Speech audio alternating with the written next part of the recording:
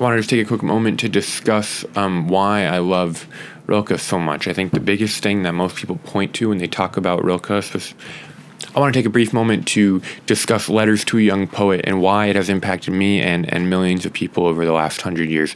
Letters to a Young Poet was written by Rainer Maria Rilke to a younger poet who was asking him for advice. And as with all good occupational or career advice that any person of any time might be able to give, it truly is just life advice. It is of course poetry advice, it is writing advice, but more than anything, it is life advice, how to live fully and completely without fear. And so the big themes of Letters to a Young Poet that have really stood out to me over the last couple years of reading Rainer Rilke's works is specifically his idea of living in the questions and not seeking answers. That has been a massive transformative idea in my life, that I don't actually need to find all the answers, but I need merely to seek the questions and live in them, knowing that they will unravel themselves. In other of Rainer's poems, he talks about how we are unfolding before God, and I think that is spelled out so practically in these Letters to a Young Poet.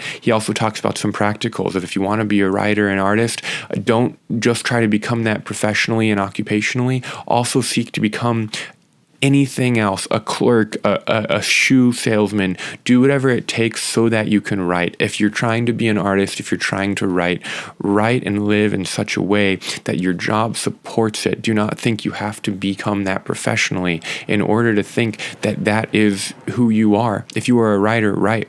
One thing that he says in one of his earlier letters, in Letters to a Young Poet, is this idea of right to discover who you are, and he reiterates that in other of his works as well. Specifically, I'm thinking of the Notebooks of Malta Lord Brigge, where he talks about how there are so many things in humanity that we do not know, and there are so many things in humanity that we might have gotten wrong, and the only way to know is to write and to discover within our own soul. And so that is what Rilke recommends this younger poet to do, to write not just as a means of occupation, to write not just as a means of impact, but to write as a means of self-discovery and self-creation. One thing that the man named Tim Ferriss, who is an American podcaster, once said is that it's 25% discovering ourselves and 75% creating ourselves. But I think that Rilke would say that it's 100% writing and exploring ourselves, because as we are discovering, we are also creating. That's I think all I really want to say about this. So as an introduction to the book, he says so many deep and incredible things. I think it's one of easily my most quoted books. Letters to a Young Poet is easily my most gifted book, meaning the book that I give to the most people on birthdays, holidays, or just because it seems like they need it. Every time I've given it to somebody, they've come back to me and said, I cannot believe I've never read this before. I can't believe this exists, and I haven't been told about this before.